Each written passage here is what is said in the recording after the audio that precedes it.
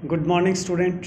मैं doctor Harish Kumar, associate professor political science, SK government girls college Sikar. अपने पास फर्स्ट ईयर में जो दो पेपर हैं, एक पेपर का नाम है राजनीति विज्ञान के मूल आधार, दूसरे पेपर का नाम है भारतीय राजनीतिक विचारक। इस पेपर में अपन जितने भी इंडियन पॉलिटिकल थिंकर हुए हैं उनके बारे में अलग अलग क्लासेस के अंदर डिस्कस करेंगे, जिसमें मन्नू के बारे में पढ़ेंगे हम। शुक्र है, कौटिल्य है, स्वामी दयानंद सरस्वती है, विवेकानंद है, राजा राम मोहन राय है, बाल गंगाधर तिलक है, गांधी है, एम.एन. रॉय है। तो इस तरह पूरे अपने सिलेबस में लगभग 10-12 जो इंडियन पॉलिटिकल थिंकर है उन पे अपनी चर्चा होगी। उसी कड़ी में अपन सबसे पहले आज मन्नू के बारे में चर्चा करेंगे।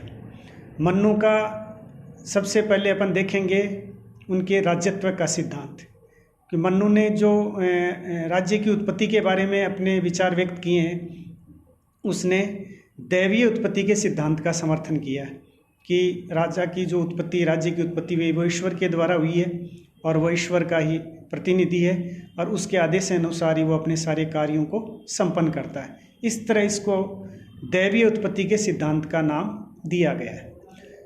मन्नू का जो राज्यत्व का सिद्धांत, उसमें राजा मन्नू के राजनीतिक विचारों का केंद्र बिंदु है।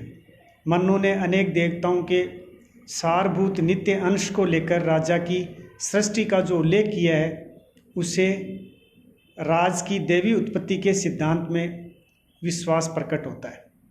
चूँकि राजा में देवी अंश व्याप्त है, अतः ये अपेक्षित है कि प्रजा उसका कभी अपमान ना करे, क्योंकि जो राजा है वो ईश्वर के समकक्ष है। इसलिए जिस प्रकार ईश्वर को जनता मानती है, उसी रूप में वो राजा को स्वीकार करे। राजा से द्वेष करने का अर्थ है स्वयं का विनाश करना। और मन्नू ने जो अपनी बुक लिखी है, मन्नू की जो बुक है वो है मन्नू स्मृति। मन्नू स्मृति में भी ये लिखा गया है कि विभिन्न देवता राजा के शरीर में प्रविष्ट होते हैं, इस प्रकार राजा स्वयं एक महान देवता बन जाता है। तो इस रूप में ये अपेक्षा की गई है कि जनता है या जो प्रजा है वो राजा का हमेशा है सम्मान करे, उनको किसी प्रकार से अपमानित ना करे। इसके अलावा जो मन्नू स्मृति उनकी रचना है, उनके 7वें अध्याय में राजधर्म का प्रतिपादन करते हुए राज्य की उत्पत्ति का भी वर्णन किया गया है। और इसके अनुसार सृष्टि की जो प्रारंभिक अवस्था है वो बहुत ही भयंकर थी। उस समय न राज्य था और न ही कोई राजा था। इसके अभाव में दंड व्यवस्था का कोई प्रश्न ही नहीं उठता था, क्योंकि अगर न्याय व्यवस्था नहीं होगी तो पनिशमेंट का भी कोई प्रोविज़न नहीं होगा और बहुत ही अराजकता की स्थिति बनी हुई थी। राज्य के अभाव में सर्वत्र अन्याय, अराजकता, असंतोष, अव्यवस्था का वातावरण बना हुआ था, अर्थात मत्स्य न्याय की स्थिति व्याप्त थी।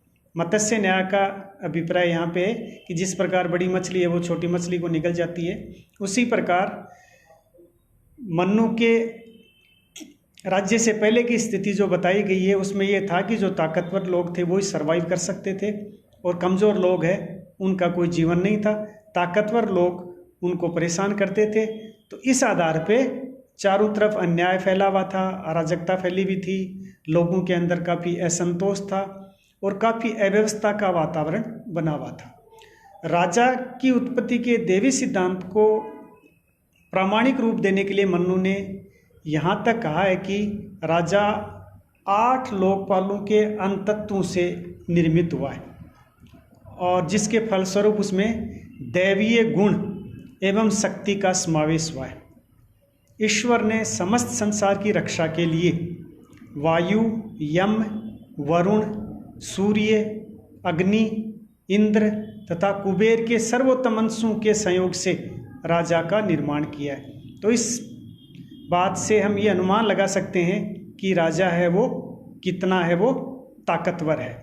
मन्नू के शब्दों में हम देखेंगे, मन्नू ने कहा है इंद्रा तय भ्रुत्वम तपना त प्रतापम क्रोध ये मादय वैश्वेणाजीवितम अलाह कत्तम च निषाधीनानाथन आदाय राजो क्रियते शरीर, ये मनुस्मृति के अंदर लिखा गया है।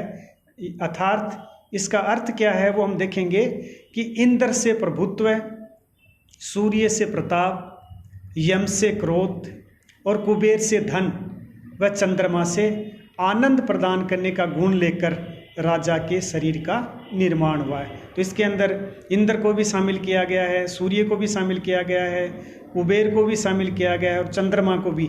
उनमें जिस प्रकार के गुण हैं वो सभी गुणों से संपन्न होकर राजा का निर्माण किया गया है। तो इस तरह मनु ने राजा के बारे में अपने विचार हैं वो व्यक्त किए। Thank you students.